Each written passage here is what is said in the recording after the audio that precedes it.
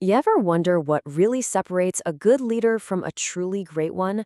Well, it's often not about what they do, but what they don't do. So today we're going to break down the 5 silent habits that can absolutely tank your executive presence and, more importantly, the simple fixes that build real authority. Think about that for a second. Every single time you open your mouth, people are making a split-second, gut-level decision about you, and that judgment can literally define your entire career. You see, in leadership, communication isn't just part of the job, it is the job. So we're about to pull back the curtain on the 5 most common ways people sabotage themselves, a lot of times without even knowing they're doing it. And what's really fascinating is how they're all connected. They create this cascade of weak signals. But don't worry, we're also going to show you how to swap them out for some seriously powerful alternatives. All right, first up is the big one, the one almost everyone is guilty of at some point: talking too much. Look, you can have the most brilliant idea in the world, but if you bury it under a mountain of words, you just kill its power. It's the #1 sign that you don't fully trust your own message. Let's be really clear here. Over-explaining doesn't make you sound smart, it actually signals insecurity. It makes people trust you less. So what's the fix? It's simple, really. Speak less, but with total intention, and learn to use silence. That pause, that's where your words gain weight. It lets your point truly land. And that insecurity from talking too much, it doesn't just stay in your words. Oh no, it broadcasts itself through your entire body. Which brings us right to our second destroyer. Because if what you're saying and what your body is doing don't match up, guess what? Nobody's gonna believe you. A nervous body just screams insecure mind, and that projects weak leadership. I mean, look at these. The fidgeting, the shrinking posture, that quiet, shaky voice. We've all seen it. These little unconscious tells are shouting, "I don't even believe what I'm saying right now," and it completely guts your message. But the fix, well, the fix is actually pretty straightforward. It's all about conscious control. Stand up straight. Slow your movements down. Project your voice. It's the power of nonverbal alignment.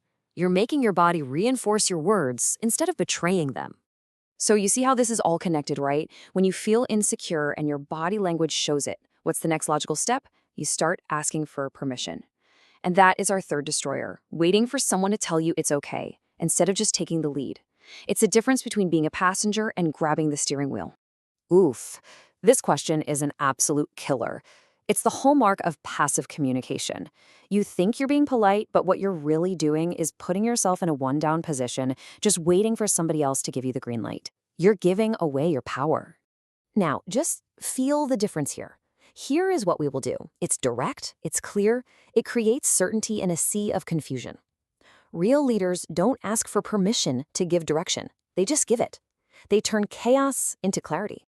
And that habit of always asking for permission, it's really just a form of avoidance. And that leads us straight into our fourth destroyer, running away from difficult conversations. Every single time you dodge a tough issue, you're sending a silent message to your team that you can't be trusted with the truth. And that just eats away at their respect for you. But here's the thing. Facing conflict doesn't have to be some big, dramatic battle. This framework right here takes all the emotion out of it and just focuses on a solution. You state the problem, you bring the facts, you show the impact, and then you direct the change. You gotta remember, leadership isn't about being liked, it's about being honest and effective. And all of this brings us to our final and maybe the most challenging destroyer, emotional inconsistency. The inability to handle conflict out there often comes from an inability to manage what's going on in here. A leader whose mood is all over the place creates an environment of pure anxiety, and that is absolute poison for a team. Think about it. If your team has no idea which version of you is going to walk through the door each morning, how can they ever fully trust you?